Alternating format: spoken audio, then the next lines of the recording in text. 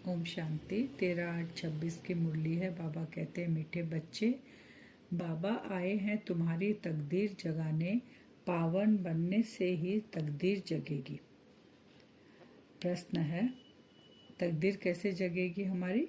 जब हम पावन बनेंगे, अपने को आत्मा समझकर बाबा को याद करेंगे तो हम पतित से धीरे धीरे पावन बनते जाएंगे, तो हमारी तकदीर जग जाएगी। प्रश्न है, जिन बच्चों की तकदीर जगी हुई है उनकी निशानी क्या होगी?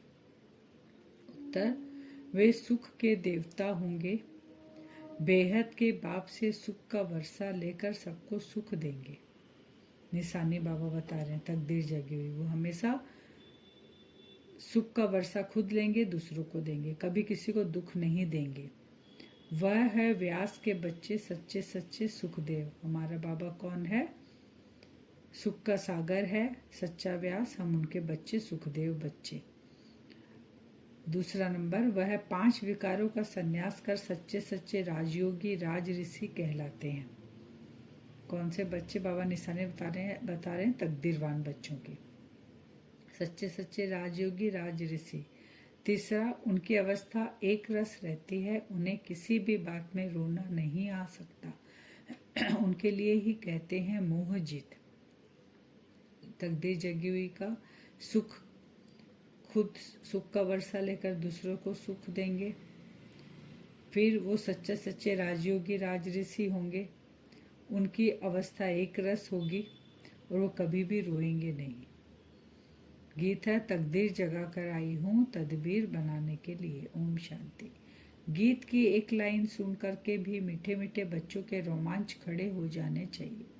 है तो कॉमन गीत, परंतु इनका सार और कोई नहीं जानते। बाप ही आकर हर गीत शास्त्र का अर्थ समझाते हैं। मीठे मीठे बच्चे यह भी जानते हैं कि कलयुग में सबकी तकदीर सोई हुई है, सतयुग में तकदीर जगी हुई रहती है। सोई हुई तकदीर को जगाने वाला और मत देने वाला अथवा तकदीर बनाने वाला एक ही बाप है। बाबा कहते हैं, सतयुग में जगी हुई है तकदीर, कलयुग में सोई हुई है तकदीर। तो बाबा आकर कब जगाते हैं? संगम पर बाबा आते हैं हमारी तकदीर जगाने के लिए। फिर हमारी 21 जन्म के लिए तकदीर जगी हुई रहती है। जैसे बच्चे पैदा होते हैं तो तकदीर जग जाती है। बहुत साहूकार घर में, बहुत राजाई घर में अगर कोई बच्चा जन्म हुआ, जन्मते ही उसकी तकदीर जग गई। तो वैसे ही हमारा पिता कौन है, हम किसके बच्चे हैं, ये जानते ही और ये निश्चय होते ही हमारी तकदीर जग गई। बच्चे जानते हैं कल्प कल्प हमारी तकदीर जगती है। हर 5000 साल के बाद बाबा आते हैं और हमारी तकदीर जगती है। पावन बनते हैं तो तकदीर जगती है। बाबा बता रहे हैं, पावन ग्रस्त आश्रम कहा जाता है। आश्रम अक्षर पवित्र होता है। पवित्र ग्रस्त आश्रम, उनके अगेंस्ट फिर है अपवित्र पतित धर्म। आश्रम नहीं कहेंगे। गृहस्थ धर्म तो सबका है ही, जानवरों का भी है। बाबा कहते हैं, अभी तुम्हारा क्या है? हम अभी कौन सा गृहस्थ में है? पवित्र गृहस्थ धर्म। और उसके अगेंस्ट में बाबा ने कहा अपवित्र पतित धर्म। गृहस्थ धर्म बाबा कहते हैं सभी का होता है, जानवरों का भी होता है, उनके भी बच्चे होते हैं ना। तो बच्चे तो सब पैदा करते हैं, जानवरों को भी कहेंगे गृहस्थ धर्म में है। अब बच्चे जानते हैं हम स्वर्ग में पवित्र गृहस्थ आश्रम में रहते हैं और तब हम देवी देवता हैं और सर्वगुण संपन्न हैं। और अभी हम बाबा कह रहे हैं कौन से गृहस्थ अभी अपवित्र है, तो बाबा अपवित्र गृहस्थ को ही पवित्र गृहस्थ आश्रम बनाने के लिए ही बाबा को आना पड़ता है इस संगम युग पर।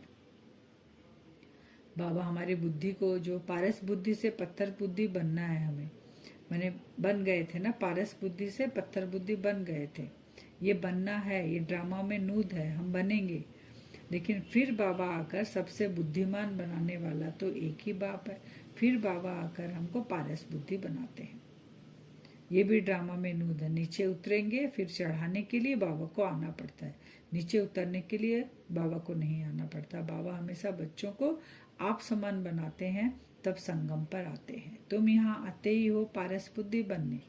पारसनाथ के भी मंदिर है, वहाँ मेला लगता है, परंतु यह किसी को पता नहीं पारसनाथ कौन है।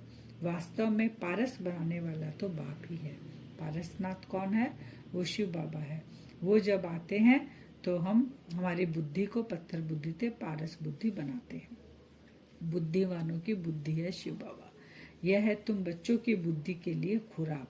बुद्धि कितना पलटती है, जैसे गाया जाता है, hear no evil see no evil. अब बंदरों की बात तो है नहीं, ये किसके लिए बाबा कहते हैं? हम पत्थर बुद्धियों के लिए कह रहे हैं।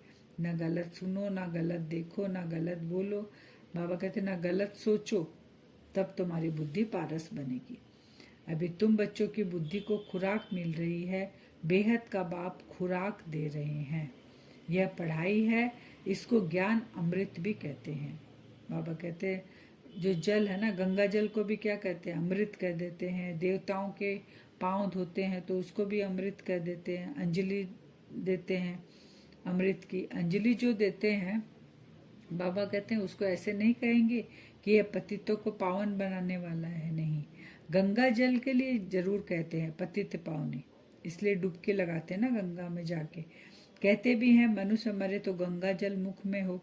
दिखाते हैं अर्जुन ने बाण मारा फिर अमृत जल पिया। तो बाबा ने कहा ऐसी बात नहीं है।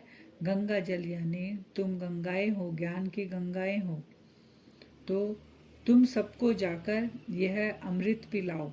ये जो बाबा ज्ञान दे रहे हैं, ये जो रतन बाबा महावाक्य हमें दे रहे हैं, ये रतन, ये अमृत उनको पिलाना है। बाबा हमको पिलाते हैं, फिर हमको सबको जाके पिलाना है। ये कोई बाण आदि मारने की बात नहीं है। फिर बाबा एक राजा के लिए भी कहते हैं कि एक गांव था जहां बाणों से लड़ाई करते थे, वहां के राजा को ईश्वर का अवतार कहते हैं। बाप कहते हैं ये सब भक्ति मार्ग के गुरु हैं। सच्चा सच्चा सतगुरु तो एक ही है। वो जो कहानी बनाए बाबा वो कह रहे हैं कि वो सब तो भक्ति मार्ग की बातें हैं, लेकिन सच्चा सच्चा सदगति दाता सतगुरु एक शिव बाबा ही है, जो हम सबको सदगति देगा और हमको साथ लेकर जाएगा। जिसको याद भी करते हैं ओ गॉड फादर, जो साथ लेकर जाता है उसको जाने अनजाने याद करते हैं ना। जानते नहीं है गॉड फादर कौन है, लेकिन फिर भी आत्मा कहती है कि ओ गॉड फादर। हद के बाप को कभी गॉड फादर नहीं कहेंगे। गॉड फादर अक्षर बहुत अदब यानी इज्जत से कहते हैं, उनके लिए ही कहते हैं। वह पतित पावन, दुख हरता, सुख करता है। अब एक तरफ तो कह देते हैं गॉड फादर क्या है, दुख हरता सुख करता है, दूसरी तरफ कह देते हैं कि दुख हरता सुख करता है। फिर कहते हैं कोई दुख होता है ना, जैसे किसी का बच्चा गुजर जाए, माने या किसी को और कोई तकलीफ हो जाए, तो क्या करते हैं कि भगवान हमें सुख दुख दोनों देता है। तो ये दोनों बातें कैसे हो सकती है? एक तरफ तो कहते हैं वो दुख को हरता है, और एक तरफ जब दुख आता है तो कहते हैं सुख दुख भगवान देता है। यहाँ तो बाबा हमको कहते हैं अम्मा मरे तो भी हलवा खाना है, बाप मरे तो भी हलवा खाना है, नष्टो मुआ है ना होना है। हमारा तो एक ही बेहद का बाप है, दूसरा न कोई। ऐसी अवस्था बच्चों की होनी चाहिए, जब एक के साथ ही, एक बेहद के बाप के साथ ही हमारा संबंध रहेगा, और बाकी जो बंधन है बाबा कहते हैं उन सब से हम, जैसे बाबा कहते हैं तोड़ और जोड़, उन सब से हम तोड़ेंगे और जोड़ निभाएंगे बाबा के साथ, तो नष्टो मोहा हम बनते जाएंगे। तो बाबा कहते हैं माँ मरे और बाप मरे तो भी हलवा खाओ, माने डिटैच अवस्था रहेगी, नष्टो मोह अवस्था रहेगी, ज्ञान की हमें नॉलेज रहेगी, और एक के साथ हमारा सारा रिश्ता रहेगा उस बेहद के बाप के साथ। तो अवस्था हलचल में नहीं आएगी, अचल अडोल स्थिति रहेगी हमारी, कैसी भी परिस्थिति आ जाए। अब बाबा को का महाकाल भी कहते हैं, कालों का काल। अब तुमको काल पर जीत पानी है, अर्थात काल कब खाता नहीं, काल हमें कभी नहीं खाता है। काल न आत्मा को न शरीर को खा सकता है। आत्मा एक शरीर छोड़ दूसरा लेती है, उसको कहते हैं काल खा गया। बाकी काल कोई खाता नहीं है। बाबा कहते हैं आत्मा तो मरती नहीं, अजर अमर अविनाशी है। हाँ, शरीर खत्म होता है तो अब नया शरीर लेगी आत्मा जाके, तो उसको कह देते हैं काल खा गया। बाकी काल कोई चीज नहीं है, बाबा कहते हैं। बाप को नहीं जानते, इसलिए इनको ऑर्फन की दुनिया कहा जाता है। कितना आपस में लड़ते झगड़ते रहते हैं। खुद के पिता को नहीं जानेंगे, अनाथ रहेंगे। अनाथ आपस में क्या करेंगे, झगड़ेंगे, क्योंकि कोई माई बाप नहीं है, तो कोई बड़ा नहीं है उनका, इसलिए वो आपस में लड़ते झगड़ते रहते हैं। कहते भी हैं सतयुग में क्या शेर और बकरी इकट्ठे जल पीती है, फिर वहाँ रावण आदि कहाँ से आया। कहते हैं ना, जरासंध कंस सब वहाँ पर हैं। समझते नहीं, बाहर वाले तो ऐसी बातें सुनकर हंसते हैं कि रावण और सीता चुराई, कंस थे श्री कृष्ण के साथ, उनका दिखाते हैं आपस में। तो ये जो कहानियाँ जो बनाई गई है, कथाएं, बाहर वाले इसको सुनकर हंसते हैं। बाप आकर ज्ञान देते हैं, यह पतित दुनिया है ना, प्रेरणा से पतितों को पावन बनाएगा क्या। बाबा प्रेरणा से कैसे बनाएगा। बाबा कहते हैं अगर मैं प्रेरणा से बनाऊंगा तो जितनी मनुष्य आत्माएं धरती पे है, सभी को मुझे प्रेरणा से पावन बनाना पड़ेगा। बुलाते हैं पतित पावन आओ, तो जरूर भारत में ही बाबा आएगा। अब कहते भी हैं ज्ञान का सागर आया है, तुम्हें आप समान मास्टर ज्ञान सागर बनोगे। बाबा भारत में ही आते हैं। बाबा प्रेरणा से नहीं बनाते हैं, ना बाबा आशीर्वाद कृपा करते हैं। बाबा कहते हैं ये पढ़ाई है, मैं नॉलेज देता हूँ, तुम ये पढ़ाई को सुनते हो, धारण करते हो, तब तुम उच्च पद पाते हो। सुख का वर्षा अभी हम ले रहे हैं व्यास शिवाचार्य से। व्यास के बच्चे तुम हो, परंतु मनुष्य मुझ न जाए, इसलिए कहा जाता है शिव के बच्चे। तो शिव व्यास के बच्चे कहने से मुझ जाएंगे, भक्ति में भी व्यास दिखाते हैं, इसलिए शिव के बच्चे कहते हैं। उनका असल नाम क्या है शिव बाबा का, शिव। आत्मा को जाना जाता है, परमात्मा को भी जाना जाता है। कब जानते हैं आत्मा परमात्मा को। परमात्मा जब स्वयं आते हैं तब खुद का परिचय देते हैं और आत्माओं का भी परिचय देते हैं। अब डॉक्टर लोग कितना माथा मारते हैं आत्मा को देखने के लिए, परंतु देख नहीं सकते। आत्मा को रियलाइज किया जाता है। बाप पूछते हैं अब तुमने आत्मा को रियलाइज किया। साइंस वाले बहुत माथा मारे, डॉक्टर बहुत मारे, समझ नहीं पाए, लेकिन शिव बाबा आके हमें आत्मा का रियलाइजेशन सिखाते हैं। फिर पूछते हैं रियलाइज किया, इतनी छोटी सी आत्मा में अविनाशी पार्ट मुदा हुआ है। जैसे एक रिकॉर्ड है, पहले तुम देह अभिमानी थे, अभी देही अभिमानी बने हो। तुम जानते हो हमारी आत्मा 84 जन्म कैसे लेती रहती है, इनका एंड नहीं होता। कोई कोई पूछते हैं ड्रामा कब से शुरू हुआ, परंतु यह तो अनादि है, यह कभी विनाश नहीं होता। ये एक रिकॉर्ड शूट किया हुआ है। बाबा कहते हैं यही रिकॉर्ड बार बार बजता है। तुम्हारे 84 जन्मों की कहानी हूबहू ऐसे ही रिपीट होती है। देह अभिमानी थे, फिर बाबा आके तुमको देही अभिमानी बनाते हैं। इसके एंड कभी नहीं होती है। अब वो सीडी प्लेयर में डाल के जब चलाएंगे तो सेम रिपीट होती है ना, वो मूवी या जो भी ड्रामा या जो सॉन्ग जो भी हम सुन रहे बार बार वही रिपीट होते हैं। वैसे ही ये 5000 साल का ड्रामा भी रिकॉर्ड किया हुआ बाबा कहते हैं हूबहू रिपीट होता है। सन्यासी के लिए फिर बाबा कहते हैं संन्यास करने वाले को योगी ऋषि कहा जाता है। अभी तुम राज ऋषि हो, तुम प्रतिज्ञा करते हो। वह सन्यासी लोग तो घर बार छोड़ चले जाते हैं। संन्यास करने वाले को क्या कहते हैं, योगी और ऋषि। ऋषि क्यों कहते हैं, वो योग लगाते हैं तत्वों से, और ऋषि इसलिए कि वो पवित्र रहते हैं, घर बार छोड़कर चले जाते हैं। और हम हैं राज ऋषि, हम स्वयं पर राज्य करते हैं, लेकिन घर गृहस्थी में रहकर पवित्र रहते हैं। यहाँ तो स्त्री पुरुष इकट्ठे रहते हैं, कहते हैं हम विकार में कभी नहीं जाएंगे। मूल बात है ही विकार की। सन्यासी इसलिए घर बार छोड़ते हैं विकार से बचने के लिए, माने पवित्र रहने के लिए। तुम जानते हो शिव बाबा रचयिता है, वह नई रचना रचते हैं। वह बीज रूप सच्चित आनंद ज्ञान का सागर स्थापना पालना विनाश कैसे करते हैं, यह बाप ही जानते हैं। इन बातों को मनुष्य तो जानते ही नहीं, कौन जानेगा, बाबा ही जानते हैं सारा स्थापना विनाश और पालना।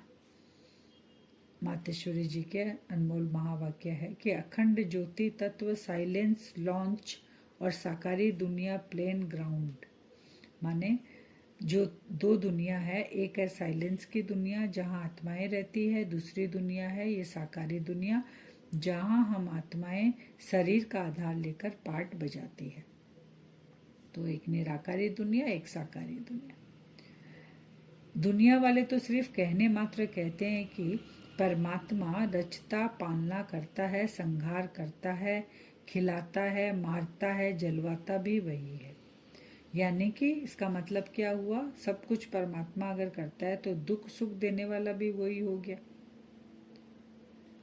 तो अब दुख भी भगवान देता है तो फिर उसको पुकारते कैसे कि ये सुख देने वाले, सुख हरता, माने सुख देने वाले, दुख हरता बाबा आओ, पुकारते फिर प्रभु को कैसे हम कि हमारे दुख को हरण करो।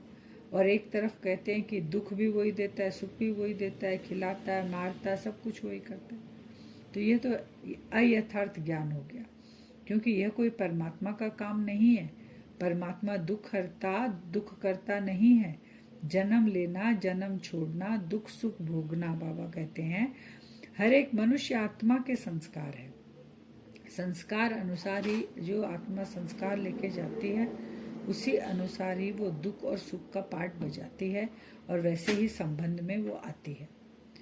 कर्म बंधन अनुसार बाप बेटे के संबंध में आता है। इसी रीति आत्माओं का पिता फिर परमात्मा बाप है। वो कैसे बेहद रचना की स्थापना पालना करता है, वह 3 रूप से करते हैं, ब्रह्मा, विष्णु और शंकर के रूप में रचयिता है वो तीनों का। इन आकारी रूपों द्वारा देवी सृष्टि की स्थापना करते हैं, आसुरी दुनिया का फिर विनाश भी करते हैं। बाकी यह दुख सुख जन्म मरण कर्म अनुसार होता है। ये जो आत्माओं का दुख सुख है कर्म अनुसार होता है।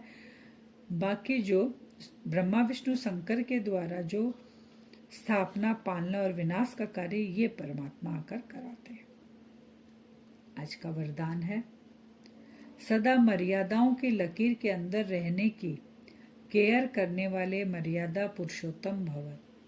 जो बच्चे अपने आप को एक ही बाप अर्थात राम की सच्ची सीता समझकर सदा मर्यादाओं की लकीर के अंदर रहते हैं, अर्थात यह केयर करते हैं, वह केयरफुल सो चेयरफुल यानी हर्षित स्वतः रहते हैं। तो सवेरे से रात तक के लिए जो भी मर्यादाएं मिली हुई है उनकी स्पष्ट नॉलेज बुद्धि में रख स्वयं को सच्ची सीता समझकर मर्यादाओं की लकीर के अंदर रहो, तब कहेंगे मर्यादा पुरुषोत्तम। कौन सी आत्मा है हम? मर्यादा पुरुषोत्तम। सच्ची सच्ची सीता है, मर्यादा की लकीर के अंदर रहना है, नहीं तो रावण उठाकर ले जाएगा।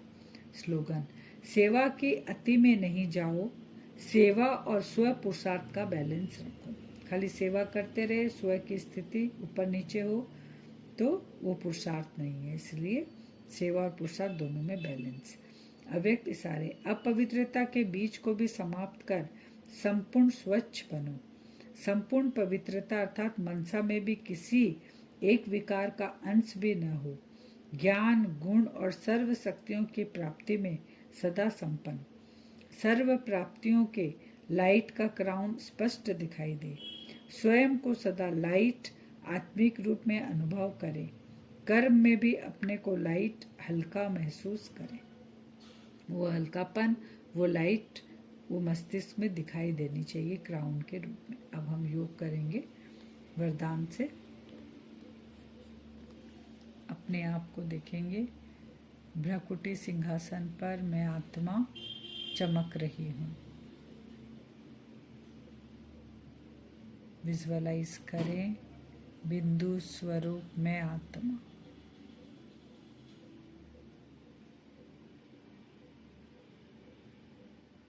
अपने आप को देखें, डायमंड हॉल में मैं आत्मा इस साकार चोले में, डायमंड हॉल में बाप दादा के सामने बैठे हैं।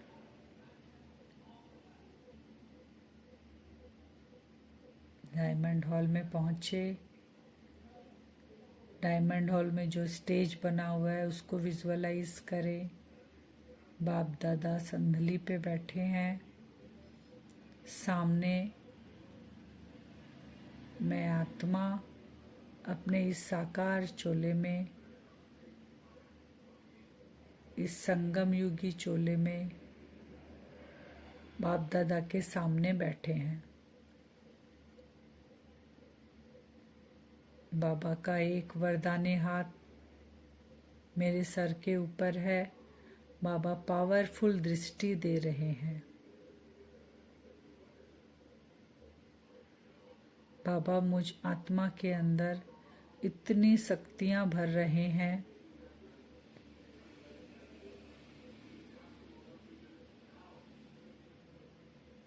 ताकि मैं बाबा की हर श्रीमत को, हर बाबा की जो मर्यादा है, उस लकीर के अंदर रहकर पुरुषार्थ कर सकूं। बाबा की पावरफुल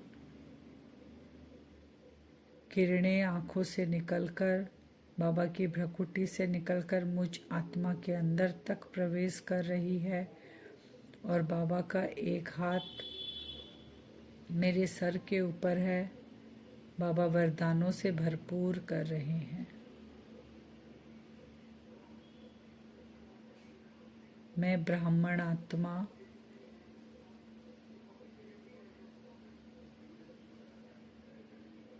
मैं आज्ञाकारी आत्मा, मैं वफादार आत्मा अपने पिता की हर श्रीमत का मर्यादा पूर्वक पालन करती हूँ।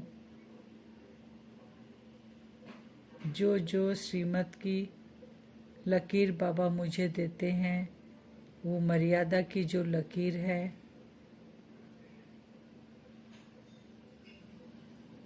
मुझ आत्मा के अंदर इतनी शक्ति भर रही है। मर्यादा में रहकर मैं आत्मा मर्यादा पुरुषोत्तम बनती जा रही हूँ। श्रेष्ठ आत्मा बनती जा रही हूँ।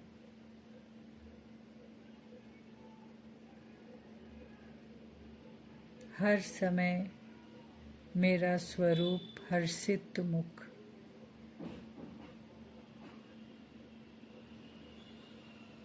कार्य व्यवहार में पहले चेकिंग करते हैं। श्रीमत के विरुद्ध कोई कार्य ऐसा न हो। उस लकीर के अंदर रहकर हर कार्य मुझे करना है। ऐसी पावर बाबा मुझे दे रहे हैं। मैं बाबा की सच्ची सीता हूँ।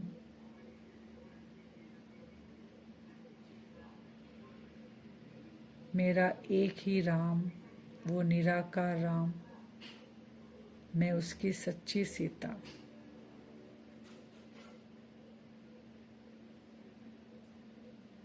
मैं ब्राह्मण आत्मा